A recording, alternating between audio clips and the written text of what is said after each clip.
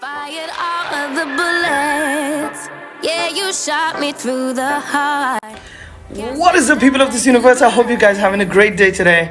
We have today in this new episode Mr. Mohammed Al-Attar. Please introduce yourself. Sure. Your friendly neighborhood Spider-Man, Mohammed Al-Attar. The parkour guy who always jumps from one building to another. Crashing down in the plane. All things are burning up in flames. We're going under. Bang, bang like thunder. Bang, bang like thunder. Crashing down in the plane. Our love will never be the same. We're going under. Bang, bang like thunder. Bang, bang like thunder.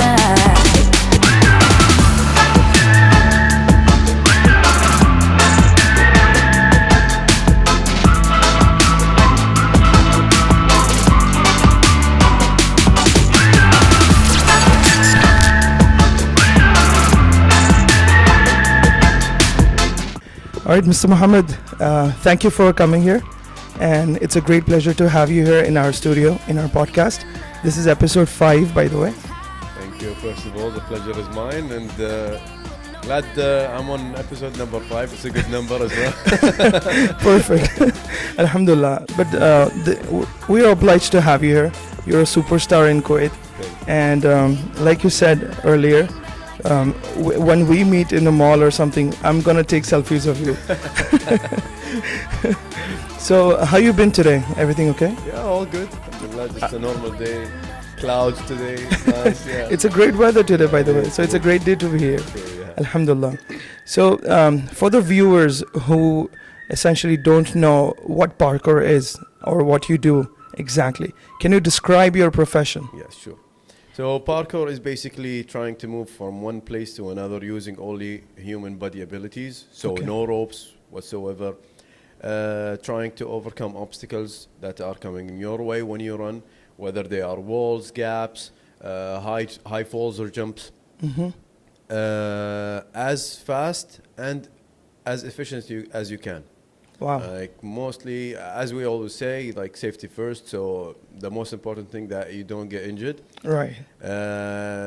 It was basically taken from the commandos from the French army, and Really? then yes, and it was developed later on to be a lifestyle, like slowly by David Bell, Okay.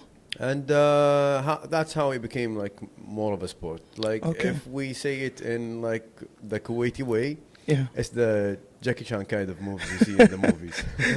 Yeah. That's great. That's great. So, Jackie Chan reminds me of something. You used to do karate before you doing parkour. So, tell me about that story. What was that about? Well, so I used to do school gymnastics when I was a kid. Okay. In primary school. After finishing from primary school, I joined Karma Club. Okay. Like one of the clubs here in Kuwait. Okay. Was kicked out of the gym after 2 weeks. For what? For being weak on the parallel bars. Oh, okay. Yeah, because as a kid I was light. I had so much flexibility, but I couldn't lift myself to do handstands and stuff. Oh, really? So, like this is understandable because most of the coaches want someone who has like level 5, let's say, so they can build up with them. But they don't want someone who has like skills below 0 in their like let's say in their eyes. Okay. So then my family decided like you need to be stronger. You need to go into martial arts. Okay. So that's how I joined karate here Alright. in Salmiya Club as well. Oh, really? Yeah, and I stayed there for 11 years, from when I was 9 years old until I was 20. Wow. Yeah. That was a big commitment to have. 11 years. How did you do that? I don't know. I was a kid. Okay. My parents used to sometimes take me from home to gym, and then we had a bus to take us along with the friends I had. So it was like many factors together. Right. And then once you reach a certain level, you feel like, oh, okay, I think it's too late to quit. Haram, let me continue. Right. So I reached black belt 3 done. Okay. Wow. Yeah. And then after I reached 20 years, I quit. Okay. 20 Okay. years of age, that's not for Right. practicing. So 11 years totally. Yes, 11 years Okay. totally. Yeah. So, what were you doing at 20 after you finished karate? What was the next interest? Actually, when I was doing karate, at the same time, when I was 17, I started to do parkour. Oh, you started between when you were doing parkour. Yes. Wow. And in the same time, I used to do speed climbing. Okay. What is that? If you remember in Marina Mall, there was a climbing wall Mm-hmm. in Marina Waves outside, Right, where right. Maki is. Mm-hmm. So there was a climbing wall over there. We used to climb to practice, like just for fun. And then one day they did a competition over there where you have to, they choose a line, and you have to climb as fast as you can, and they time it for you. Okay. Yeah, and I got second place in that competition. I'm not sure if there were different categories or stuff. I still can't remember it, Okay. but I took second place back then. Wow, that's amazing. That was in the same time I was doing parkour.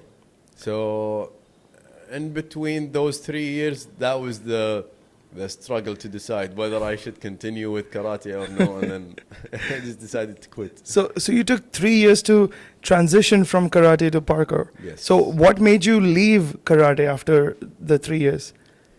To be honest, I felt like parkour is so much more free, like in terms of practicing, in terms of you can come up with your own style, you can come up with your own moves. Karate, it was like going to school, like an evening school. Right. You have to do this, you have to do that. It needed some sort of martial arts discipline. Like I know parkour has discipline as well, but Right. it's different from the type of discipline you do in a karate. Understandable, right? Yeah, so I felt like myself more while doing parkour rather than doing karate. And back then, I was one of the first guys who were lucky enough to have a salary as a karate athlete. Are you serious? Yes, Wow. that wasn't available before that. Okay. So you practice for 3 months. Mhm. They give you a total amount of 1,200 KD, and as a kid, Wow. I can't remember how old I was back then, but I think I was a university student. Mm-hmm. So to take 1,200 KD, it was like, wow, what am I supposed to do with those money? But I quit. And everybody was telling me, are you crazy? You're getting money for that, for doing something that you've been doing for like, I don't know how many years, like Right. 10 or 12, 10 or 11 years. Correct. I'm like, no, I'm not going to do it. That's it. That's a big decision to make Yes. because when you see money in any profession, you want to be there, you know. So Correct, yeah. that's a big decision. So after you transitioned, so this was when you were 20 years old. Which year was this? I think, whether it's Yeah, 2000. Yeah. I'm not sure whether. Okay, all right. I'm So, not sure what. so I just wanted to know which year you began doing the parkour officially. Yeah, I've been doing parkour in 2006. Since 2006, 16 Yes. years. I was 17 years old back then, Okay. and I think I quit by 2009. Oh, okay. I quit karate by 2009. Okay, if I'm okay, mis- all right, if I'm all not right. mistaken, yeah. So, all right. So as we spoke earlier, you had this Red Bull Art of Motion in 2010. It was the Red Bull Urban Jump. It was a local competition. Yeah, right. So you had Red Bull Urban Jump, in which you were placed at the third position. I was right. first position in that competition, All right. but because there were two criterias, Okay. there was speed, Okay. which I didn't get anything at all in speed. Okay. The speed was different. We had tags around the place where you should go as fast as you can and touch all the checkpoints Okay. and go back to the starting position. I think, if I'm not mistaken, or there was just like a last checkpoint that you have to touch. Okay. And the other one, the freestyle, where I got the first place, it was the part where you have to be creative, you have to have difficult moves, you have to have a combination of nice Right. flips and tricks. That was the one I got first place in. Right. So that was the urban jump, Yes, that was the and you were placed third in the Art of Motion. Am I right? In Art of Motion, I was chosen as one of the top 3 Kuwaiti Top 3. athletes. Okay. And was lucky enough to be competing along with world champions that I actually saw as role models. Like Wow. those guys, those 17 athletes that came from outside Kuwait, they Right. were, for me, they were role models. We dreamed about being like them. And Wow. like all of a sudden 2011 we're competing against them. You can feel how like how energetic we were back then. That would be so unreal, you know, like Yeah. it's like a dream come true, you know. Exactly. Yeah. So please talk about some of the struggles that you had in the beginning for entering parkour. I know that you had some struggles because of like your family didn't support much, and you didn't have a lot of equipment in that time. Parkour was not a big sport in Kuwait, so there were not a lot of facilities for that. So talk about that period. How did that go? Okay, so let's start with the family. Sure. Back then I thought like the family were like trying to push me away from doing something I like, and they just don't understand, and you know, the teenager kind of thinking. Right. And then when I grew up, I just felt like, yeah, it all made sense because I've been doing something that is unknown for many people. It's something new, nobody understands. Right. For them, I was a karate athlete for a long time. Something that you do inside the gym, something that you have a coach for, something Right. that you are paid for, something Right. that has competitions. Correct. And then all of a sudden you do something in the streets, unsupervised, nobody knows about you. You go outside, you jump off buildings and stuff. I mean, I don't blame them. The first video they saw of me doing parkour was me during the times when I was in university. I was in Kuwait University Okay. before I changed. So I woke up that morning thinking that I should not use the stairs today. My room is in the first floor. Okay. So I'm like, okay, today I'm not using the stairs. I'm going outside the window and jumping down to the... Oh my God, are you serious? yeah, exactly. And that's what happened. I went outside using the stairs. I went outside, set up a camera in the corner, and went up again. Went outside the window, looked outside. There was a car passing through the neighborhood. So I was like, Oh my God. okay, I think I need to wait for a bit so that nobody thinks I'm going to commit suicide or something. so I went back inside the room again. Right. The guy passed away, passed like he crossed the road, and then I went outside again and hung outside the wall. Okay, I think this is a good grip, and jumped outside. Oh my God. And landed awfully actually. Really? Because there was no room to do a roll or something. I had to do a back roll, and I had a swing behind me. You know, the swing that we use for kids. And Right, so right. it was behind me, so I Right. didn't want to roll backwards and hit it. And I couldn't roll forwards because the wall is in front of me. Right. I kind of tried to roll sideways, but that didn't go to plan. So it was like walking like awkwardly for the whole day. My friends in the university, they were like, why are you walking like that? Oh, nothing, just jump out the first floor today from the window. So funny. Yeah, so my father was concerned because he saw me sitting in front of the computer for too long. Right. And as a teenager, that raised so many red flags, you know? Right. Why is he sitting in front of the TV? Maybe he's talking to girls. Maybe he's watching something inappropriate, you know? So after I went to sleep, they checked the computer. They saw, and on the desktop, they saw an icon with the house. Like, yeah, it's showing the house because you know when you use the thumbnails and Right. lock screen, so you can see it from outside. Right. He Right. played the video. He saw a video, like it was a long video actually. Back then you could only use Windows Movie Maker to Right, edit. Yeah, right. Back then, like nobody can use anything other than that. Correct. My father saw the video and he was like, am I dreaming? What is he doing? He went to call my mom and they both came and he's like, look, just watch what you're gonna see. And they were so mad. They were so mad. They went crazy.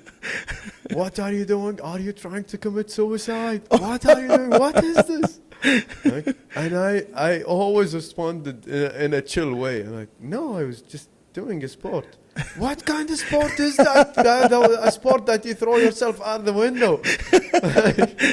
It's called parkour. Parkour what? What is that? I'm like trying to explain it in a civilized manner, you know. Right. Like it's the same thing you see in the movies. Ah, you're saying it's movies. In movies they put people on ropes and stuff. They put mats on the floor and stuff.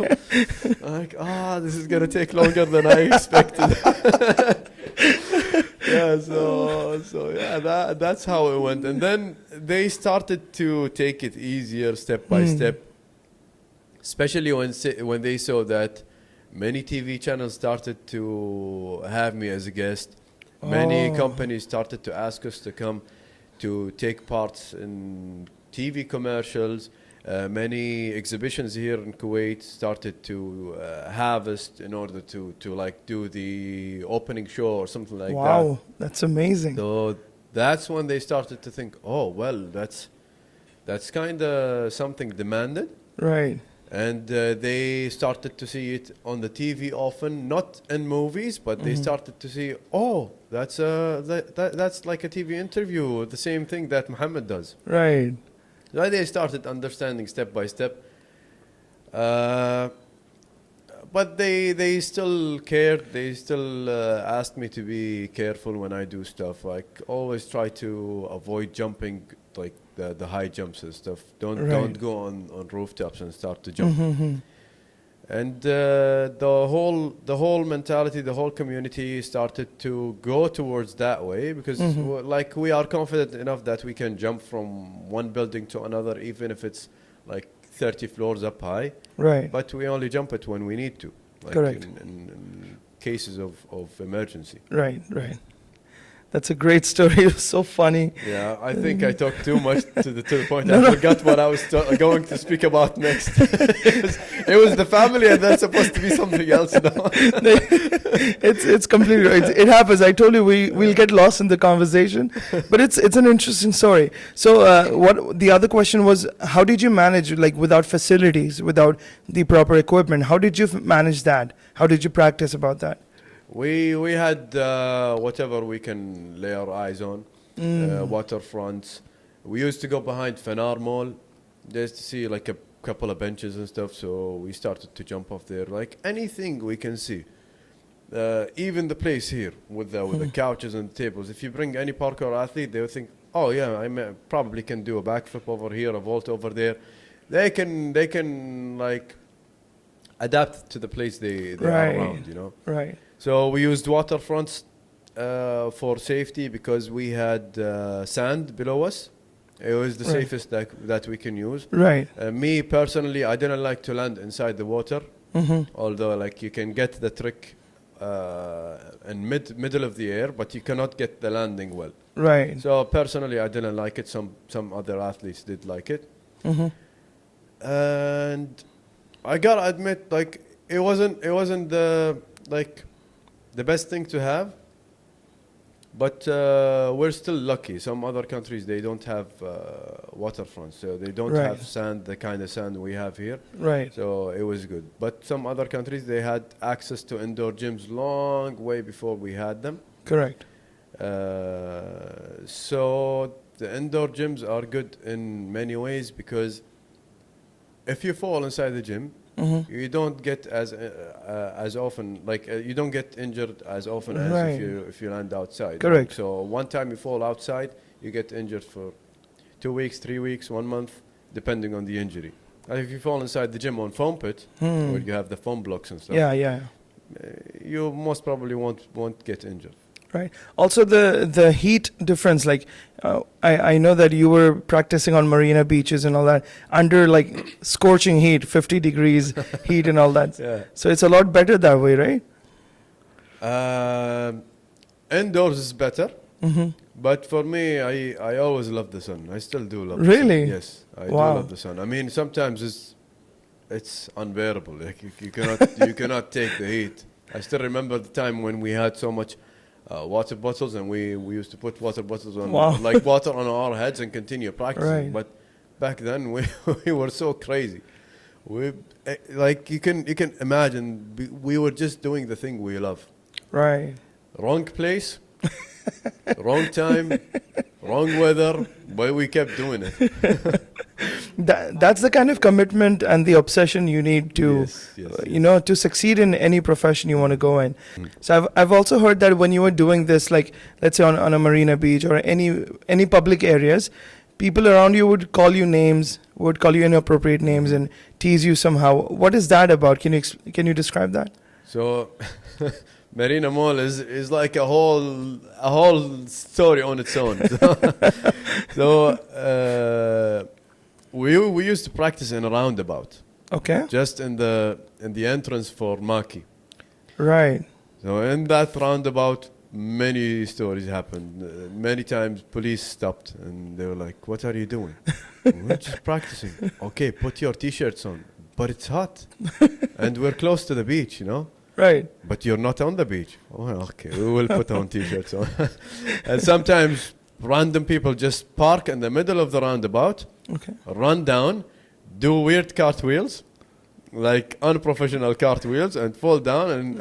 And me and the guys, we like when we wanted to laugh with someone, we would, but when we want to make someone feel, let's kind of say, stupid, we would do it so bad. Like if somebody comes down and does a cartwheel, we just remain silent, and the guy starts laughing on his own, like completely on his own. And he's like, "Okay, well, good for you." And he never comes back again. Nobody ever came back again if we do that. And we did it on purpose. Like right after they drive away, we start laughing. Okay. Some other people like, "What are you doing? Are you monkeys?" You can't do how the things we can do. So.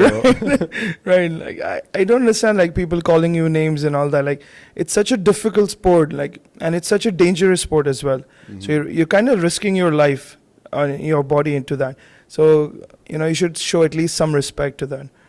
Well, they didn't understand. And that kind of practice I'm telling you about, when we used to do it in the roundabouts and stuff, it was close to gymnastics. Mm-hmm. It was close to gymnastics floor routine. So, Mm-hmm. so it should be at least some kind of familiar. Right. But they're not used to seeing people practicing outdoors. Mm-hmm. Like gymnastics is supposed to be done inside the gym. Mm. And that's one of the things that the policemen used to tell us when they pass on. Like when they tell them we're practicing, this is not a place to practice. Right. So yeah, the community was not used to seeing people practice that kind Right. of thing outside. Right. When we used to practice behind Fenar, Mm-hmm. the mall management used to call the cops. Are you serious? Yeah, and they come talk to us, and we never run away. We never run away. Mm-hmm.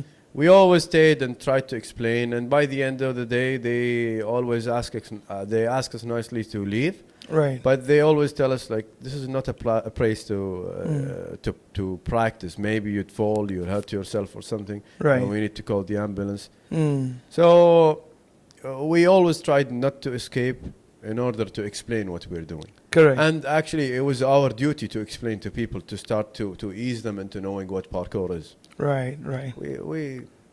We actually ran away sometimes, but on purpose. Like if we go inside the mall and we practice, it's for fun. So we want the security guys to chase us so we can run away. we actually did it once in Bahrain as well. Really? Yeah. We traveled, 3 guys together. We practiced inside one of the malls, and we were filming as well. Oh, okay. And the security guys started to follow us. We ran away. Yeah. So tell me, how is the parkour environment, I could say, different now than what it was when in your time in like 2009-10? Nowadays, if for example, if we go to the airport going on an official trip or something, or a competition, Mm-hmm. if people see us wearing the same clothes, Mm-hmm. and they ask us what do you guys do, we tell them we do parkour. They know the name of the sport now. Right. So this, for us, we succeeded in letting people know or become familiar with parkour or what it is. Of course, social media helped a lot, because nowadays you go inside social media, you definitely see 1 or 2 parkour videos. Like if you swipe Right. the stories or the reels, Right. you'll definitely come across 1 or 2 videos at least. Right. So it became more common, more easy to the eyes. Uh, Also, having a national team now is something that we actually dreamed about before. Really? Yeah. So you must be so proud of that, right? Yes. I'm so proud, so happy. Maybe I couldn't get the chance to be an athlete in the national team, but I'm glad at least I kind of helped making this opportunity available for my friends and other athletes Right. for the next generation. Right. 'Cause, like, you cannot stay there forever. And I actually found a different way. Like, I'm a coach and an international judge. Started judging international competitions. Wow, that's amazing. So yeah, so I'm not taking anybody's place, and nobody's taking my place. It's there Right, already. right. That is the great thing about superstar professions like you, that you always pass on the legacy of what you have done to the students, to your friends, to your colleagues. That is amazing. It's supposed to go that way, man. Right. Nobody stays forever. You have to Right. move on. You have to pass on the knowledge. You have to pass on the experience to someone else. Right. And I have to admit, if it wasn't for all the people I know who supported me, I would have been here today. That's true. The guys, also the national team, my friends. If it wasn't for them, there was never gonna be actually a national team, because you can have a coach, but Right. where are the athletes?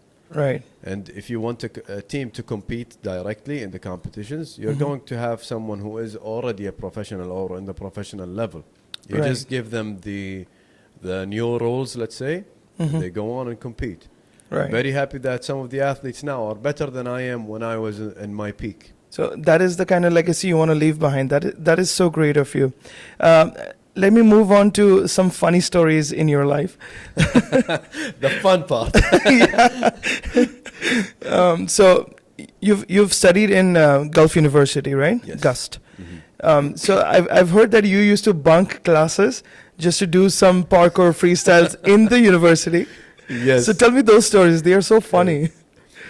So I actually changed, like I told you, from Kuwait University. I stayed there for 1 year, Okay.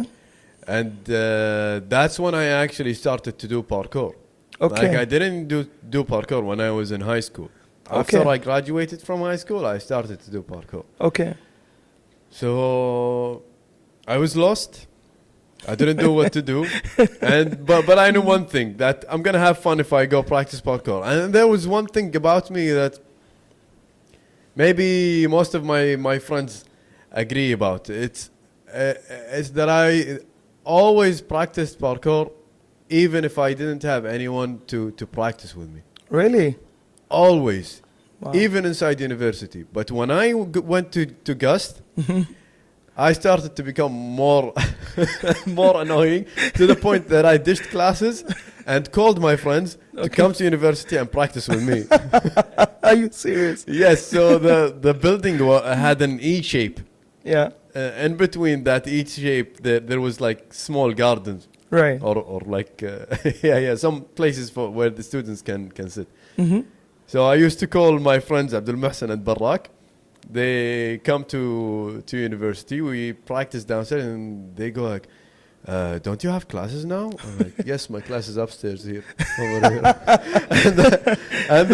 and the instructors and the professors used to come out and look at me from the window. I'm like, "Don't worry, I'm gonna act like as if it's a reflective window and I can't see them. Just ignore them."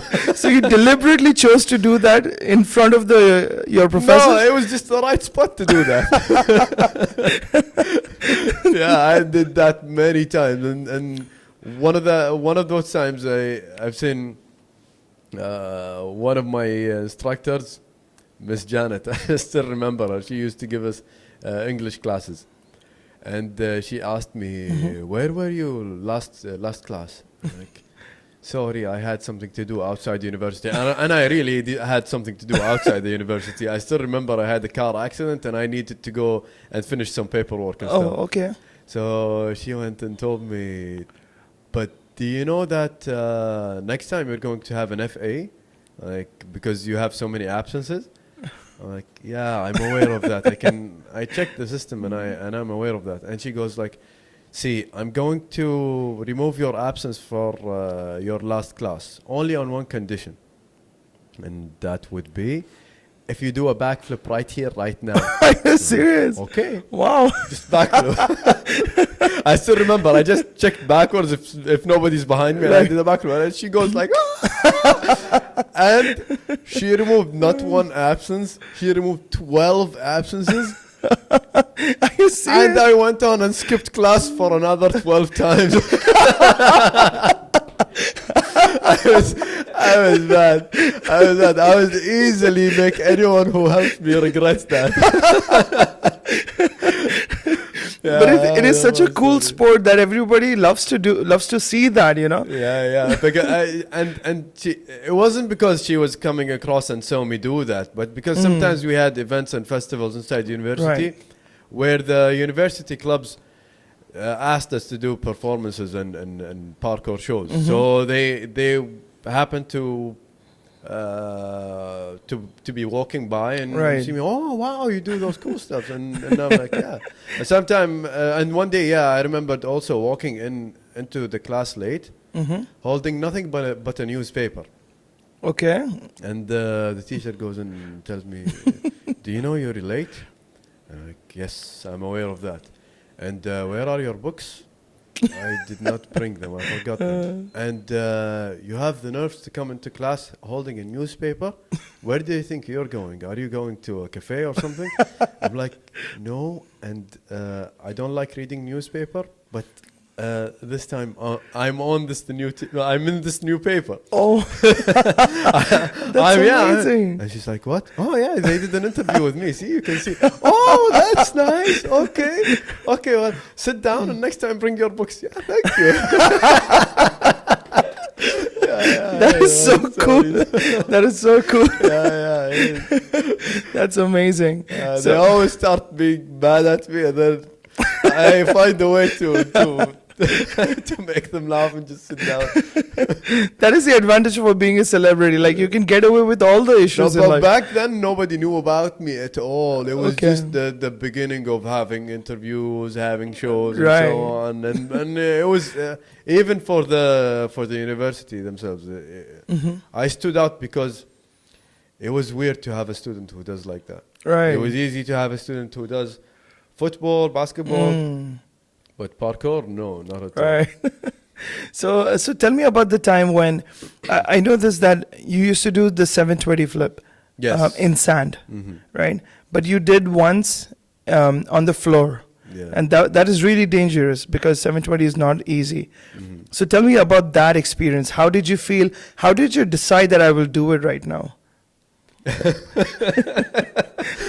Okay. So the 720 flip we're talking about is called the Gainer 720. Okay. So the Gainer 720 is as if you're jumping in the air doing 720 twisting, Okay. but in reverse. It's like when you see someone standing on a, you know the guys who do board diving into the swimming pool? They have some moves that are done in reverse, not like the things that they do in gymnastics. Okay. So I'm looking at you, I do a backflip, but jumping forwards towards you with Wow. a 720 twist. Wow. That was my signature trick. I Wow. always do it. I always did it on sand. Okay. And then that one day in the world competition in Art of Motion in Failika Island, we were filming, and just as I told you, the other athletes, they were idols for us, me and Abdul Muhsin, and also my cousin Yusuf Al-Attar. Okay. So we wanted to go max out. So I That's did a double crazy. backflip. Abdul Muhsin did a double front flip. He did a double side flip, so clean. And we found a wall. I wouldn't say high enough. It was more than high enough to do a Gainer 720 and land it. But the problem was with the floor. It was so hard to the point that we had Mini Cooper cars to drive around the island to go from one place to another. We parked the Mini Cooper. I tried to go burnout. so I can like kind of move the sand to make it softer. Mhm, But mhm. that didn't go as planned. Oh so no. I was like, oh, okay, then I'm gonna do it anyways.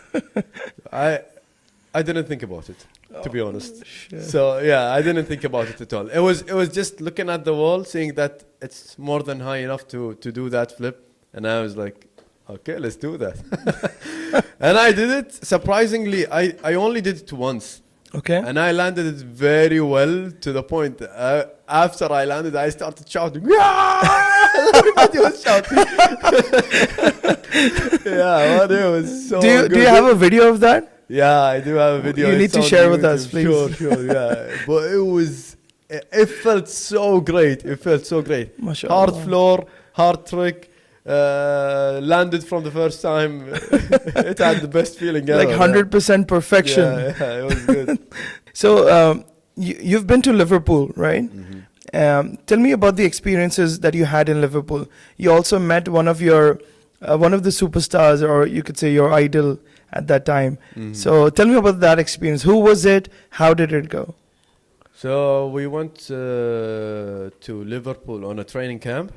It was our first training camp with the Kuwait national team. Okay. We were around 8 athletes, 2 coaches. The athletes were 5 adults, 3 youngsters, but they are all good. Okay. We went and practiced for 2 weeks, approximately 2 weeks, in Airborne Academy, Okay. which belongs to Ryan Doyle, 2 times world champion and a good friend of mine. He was Wow. also my, let's say, colleague when we were both sponsored by Red Bull back in the days. Okay. A very, very good friend of mine, very nice, very humble, always happy to help everyone. He's like, if you're just calling me a superstar right now, he's the superstar of all superstars, and you Are you wouldn't serious? know it. You would just walk besides him, and you wouldn't know it.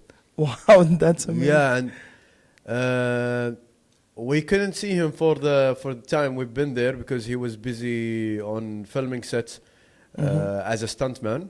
Okay. Maybe I mentioned that before. He's on the stunt team on Loki's Marvel's Loki. Okay. Wow. Really? Yeah. That's like one of the big names in the Hollywood industry. Wow. So he's doing the dangerous tricks instead of one of the main characters. I'm not sure who exactly, or Okay. maybe we didn't discuss that. Okay. But we were lucky enough to meet in the last day where we had like an open session. In the parkour community, we call it a jam. Okay. Where all the athletes gather around and practice together. It's not a training session. It's a jam. So Okay. you can do whatever you want. If you Yeah. need help, you can ask anyone. Really? Wow. Yeah. That's so cool.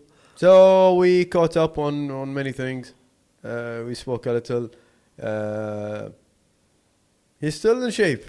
Really? Surprisingly, he's still in shape. Yeah, the last time I saw him was in 2013, I think, in Art of Motion Santorini. But he's still doing fine. He also helped the athletes doing a move called the touchdown rise. It's not hard, but to do it, you have to have many things and you have to understand it well. He helped them immediately, like 5 minutes. Wow. And we had at least 2 guys doing it. Okay, so now let's go into a more interesting story. Okay. All right, this is about the time when you went to India. Oh, okay. Sweet. So first, before I go into this, I want to know, why did you choose India? I didn't choose it. Okay. Just like I told you, I was sponsored by Red Bull back then. So each Red Bull in each country decide to have athletes from different parts of the world, depending Right. on the project they're having and depending on the sports they feel like they need growing or they need developing. Right, like promoting the sports in the Yes. country, right? So it was parkour back then. Okay. I was available and they contacted Red Bull Kuwait. They told them like, we want Mohammed to come over to India to Okay. judge a competition. and to have some training with the athletes, a little bit, maybe some filming and stuff, Okay. some interviews, and I was like, yeah, why not? Let's do that, because I've never been to India, and I was always curious to know how does it go, like the culture there, Right. the life there, and I went there, and I was not disappointed. Thank you. Amazing country. I've been Alhamdulillah. to India twice. Wow. Okay. One time to Mumbai, and the second one to Rampur, UP. Okay. I can say that they are complete different worlds, not cities. Complete different worlds. That is so true. Yeah, and the first trip in Mumbai, we had a competition. The athletes surprised me. So one of the athletes was, I think he was 15 or 16, Wow. and he used to do 720s like they were nothing. Wow. Are you serious? I thought back then. I thought like this guy can reach places. This guy can become one of the top athletes in the world. Wow. But that depends on his situation. You know, if he maybe needs to support his family or something. Right. Maybe Right. so it depends. Right. We did the competition. It was successful. Okay. It was good. We did some filming, some interviews. I went back home, and I thanked the guys over there. One of them is Naveen. He was the athlete manager. Okay. Such a gentleman, and he has so much knowledge. Wow. One of the best guys I've ever met. Like, to have someone who understands exactly what an athlete needs Really? in terms of recovery. Like, Wow. and the second trip, one time I went to the like after finishing some filming and stuff, went back to the hotel and found out that the bathtub had ice in it. Okay. And I called reception. I'm like, I'm not sure why, but I have ice cubes inside my bathtub. Like, yeah, Mr. Naveen asked us for ice cubes. What? Yeah, for recovery. And then I asked him, what did you do before you become an athlete manager? He said, I used to do 110 hurdles in the Wow. athletics. And I'm like, that explains the ice cubes. Yeah. So the action happened in the second trip. Okay. It wasn't in the first trip. Okay, It was in I the want to know second that. trip. There's Yeah. some crazy stories there. Yeah. The place was amazing. Okay. It was called, like what we called it back then, Rampur, the city of parkour. Are you serious? Yes, Wow. it rhymes, by the way. But It because all the buildings, you can jump from one building to another and like between houses and stuff. And when the buildings are attached very close to each they're other. attached right? very closely. You have Right. different heights. And we used to jump from one building to another, like 15 houses next to each other. And then Wow. we were stuck in one of the houses, and the owner of the house came, and he started shouting, and of course I didn't understand anything, so the other athletes started to speak. And I'm like, what is he saying? I'm always trying to defend because they're my friends, but in the end I can't do anything because there's no communication. You know? Right. So they're like, no, nothing. He's asking us, what are you doing on the top of the house? I'm like, yeah, okay. and surprisingly, after explaining that we are doing a sport, we're filming a video, you can see the guys there with the cameras and stuff. It's like, okay, are you going down? We're like, yeah, but we're stuck, so we cannot go down now. Okay, you can use the stairs, it's okay. And he takes us down inside his house, Wow. using the stairs, takes us out, bye-bye, with a big smile, and we leave. And I'm like, are you kidding me?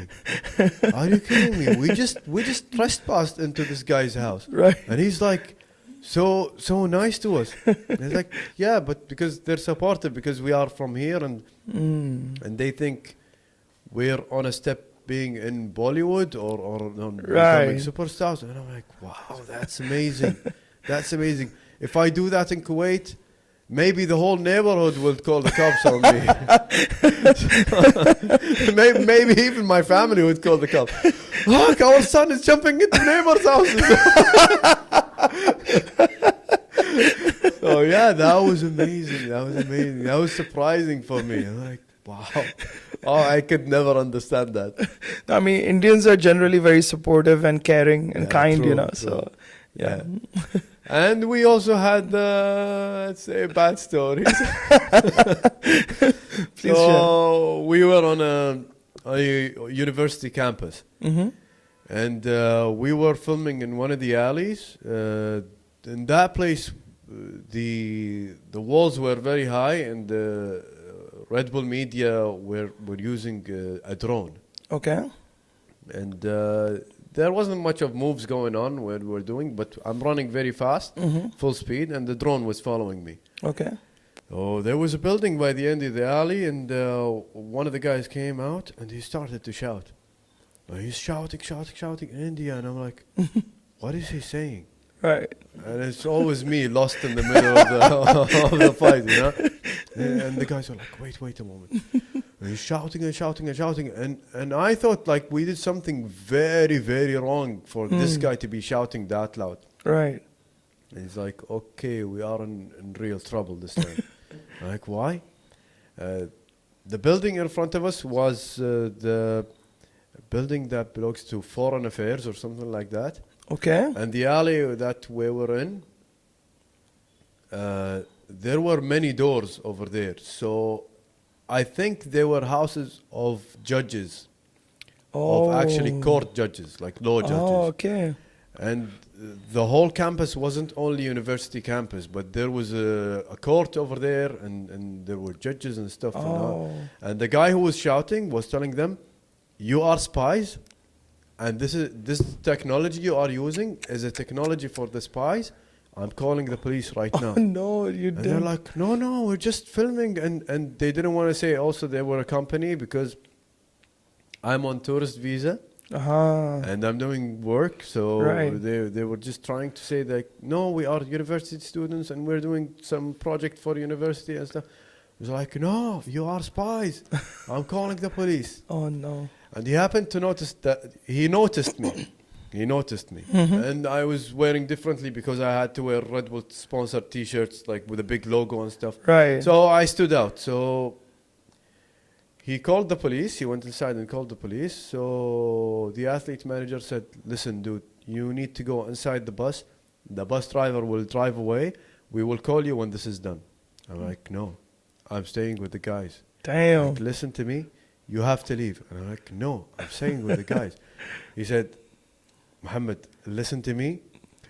You seriously have to leave. If you want to help us, you have to leave. It's better if you leave. If you stay, it's going to be trouble for all of us. Like this, if we're all Indians, we can pull it out. Right. But if you're still with us, it's going to be way worse than if you go away.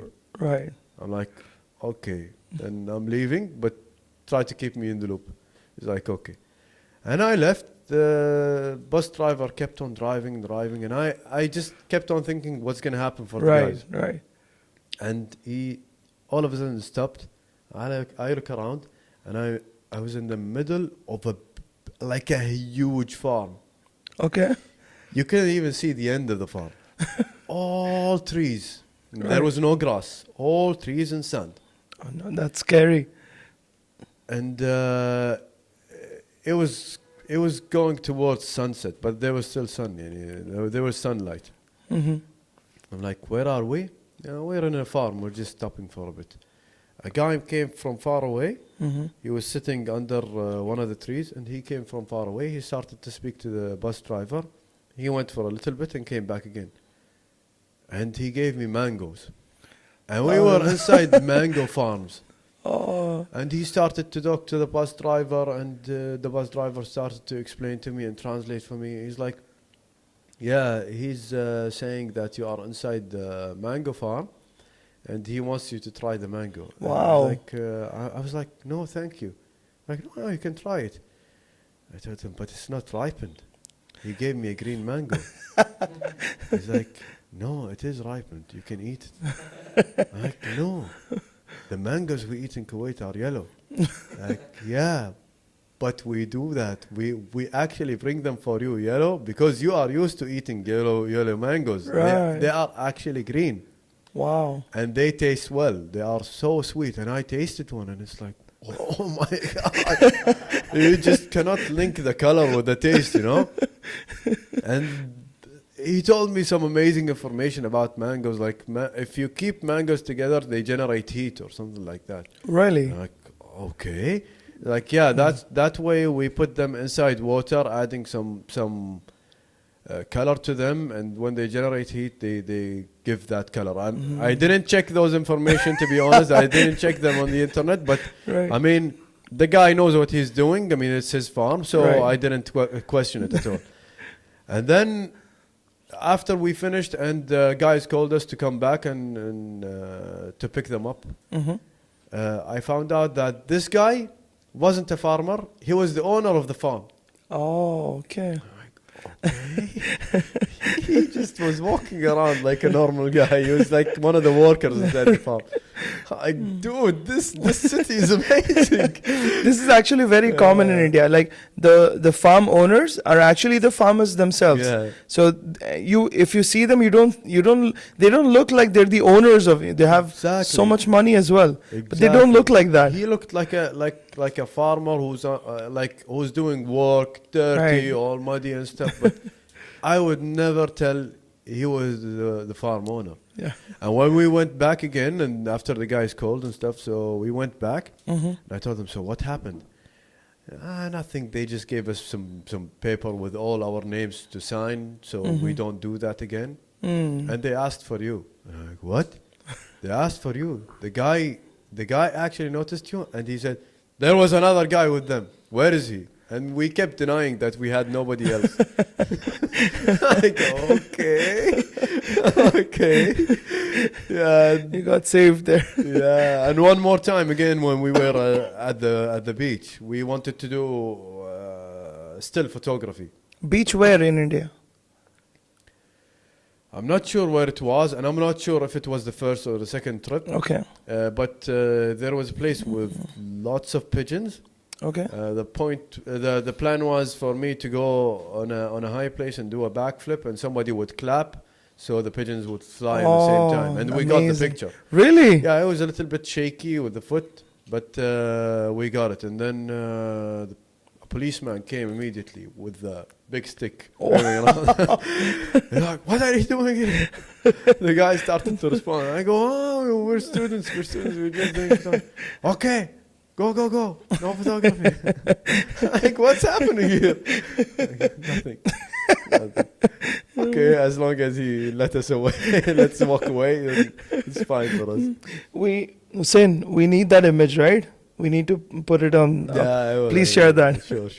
So, how did you like the Indian food there? The street food? Did you like anything? يعني. No, let me be honest. I love Indian food. Okay. But I'm not used to eating street food. Okay. So the guys told me we won't let you try it if you want to. This is good food. Yeah. So I tried some sort of puffed potato sambusa from the street. They gave it to me. They wrapped it with a newspaper. Right. And they That's gave how they it to give me, and I tried it. It tasted amazing. It tasted amazing. And you know the stereotypes with all the people telling you that if you eat food from the street, your stomach will hurt you the next day. And nothing happened to me. It was Alhamdulillah. fine for the whole trip. That's great. When I came back from the trip, I started to tell my friends, I tried street food in India and stuff. And they're like, were you sick the next day? No. And I started to explain to them the same way. It's like samosa. They wrapped it with a newspaper. They're like, did you check where they got the newspaper from? I'm like, who cares? Maybe they took it from the street. Like, do you think that this guy would go buy a newspaper to wrap potatoes with and samosa? I'm like, who cares? I ate it. Nothing happened.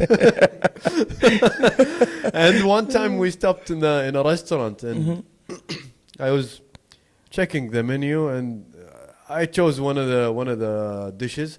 I don't remember what it was, but back then I was very bad with food in general.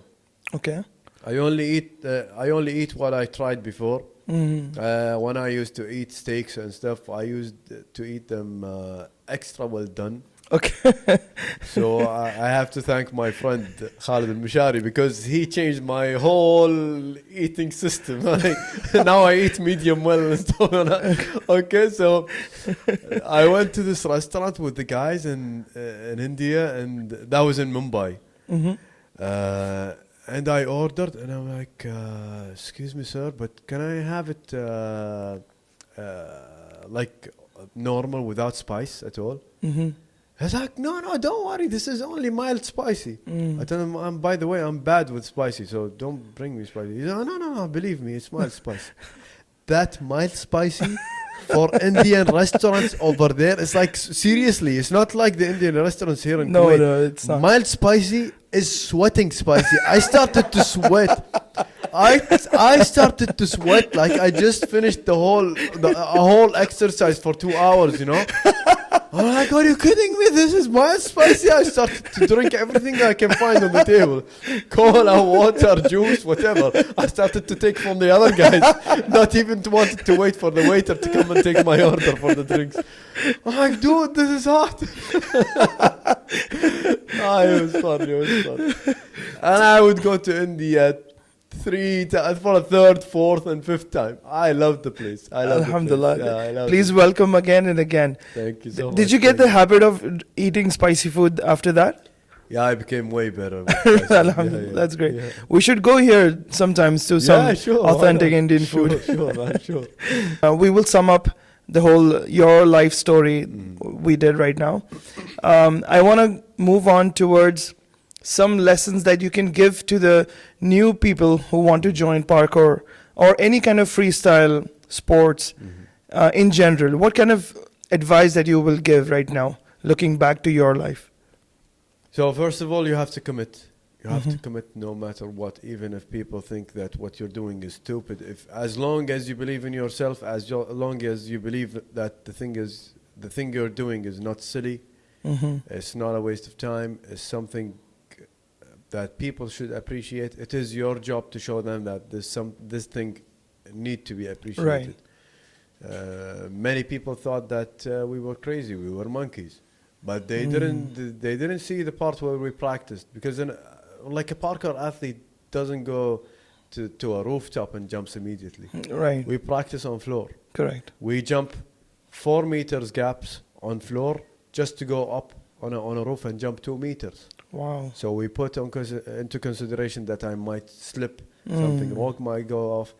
The fear, the fear of heights or doing parkour. How do you overcome fear? It's by taking the right steps. Correct. It's not by being crazy and going and jumping all of a sudden and getting surprised because you didn't get injured and then do it again and again. No, it's just you jump from the table. And then you take it 1 step higher and a step higher and a meter higher and so on. And then that's how you become more confident with yourself. So parkour athletes are never crazy. Right. They are confident. One of the most important advices I would give for the new generation in all types of sports is warm up. Warm up. We didn't used to warm up. We didn't know that warm up was important. Although we used to warm up in karate when I used to do karate and stuff. Okay. But we didn't understand what a warm up does. It gets all your muscle fibers and joints ready for doing sports. Right. But if you go and practice immediately, like I used to do, you would easily twist an ankle. You would easily have random pain. Correct. Because your body is not ready for doing sports. Also, cool down, rehab. Don't just be an unprofessional athlete. Be a complete athlete. Know what you're doing. Know how to warm up. Know how to cool down. Know if you have injuries, what to do. Nowadays, you have many places for rehab. If you need to go to rehab, go and do so. Right. Don't save money and injure yourself. Go spend money on your body. It's okay. Right. It's easy to go spend money on food or to buy something or to go like to watch a movie or something. Correct. But in the end of the day, it's your body you need. So don't skip injury. Take Right. the full time of the rehab.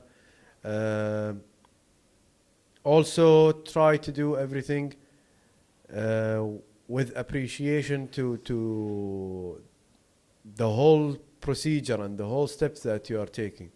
Don't only enjoy the success, enjoy every step. Correct. Because sometimes you're going to have bad days. You won't be able to land the tricks. But you never know. Sometimes maybe it's God's will. Today you're not going to land this trick. Tomorrow you're Yeah, going to yeah. land a better one. So Yeah, that's so true. just take it step by step. Don't rush it. Try to practice in groups. It's better than practicing alone. Okay. Unless you're crazy enough like me to practice alone. Okay. So what else do we have? For parkour in specific, nowadays if you want to practice, you can easily start with the basics. Don't go to the crazy stuff. If you want to learn how to do a backflip or a front flip, I'm more than glad to I'm more than glad and happy to help. So you can come to the gym. Right. Under our supervision, we can hold you, we can spot you, you can do flips and Right. be safe without getting injured. You're going to take less time when you're under the supervision or help of someone while someone is spotting you, rather than doing it alone. Maybe you'll fall on your neck or something. Yeah. Because a backflip is easy, Mm-hmm. but because you cannot look behind you, so most of the people think it's even harder than a front flip. But it's not harder. It's just the initiation is kind of scarier and more dangerous. Right. So never get embarrassed or shy to ask the right people to help you, whether it's me or someone else you can, That is so you can important. find on social media. And look at where we are today. We used to practice in the streets, having to hear names and being called different funny names, and nowadays people appreciate what we do, and we're under the umbrella of the World Gymnastics Federation, one of the biggest federations in the world. Wow. Now we travel, the government takes care of all our costs, from travel tickets, hotels, pocket money, and so on, all the expenses. We just go like superstars, practice, perform, and go back home happy and do whatever we do best. That's amazing. That's amazing. I think you said it right. It's really important because of social media, we have so much access for like the kind of videos that, for example, you upload or any other celebrity uploads, and we see the high level skills that you have. And we get affected by that. We get attracted by that. And then we directly, if I want to do parkour, I'm new to it. I directly go and do the highest level skill that you are doing, because I love that part of you. And you don't have the basics perfected yet. So that can injure a person easily. Yes, that can easily injure a person. This is one of the things I wanted to talk about, because this is actually what make people call parkour athletes crazy, because you see them when they're at the top. You see them after practicing for 12, 15 years. Exactly. And you see people jumping from rooftops, doing big gaps and stuff, and they go like, oh man, this is crazy. These aren't humans. These are Right. aliens. Right. So you like the sport, you like what you're watching, okay, take it step by step.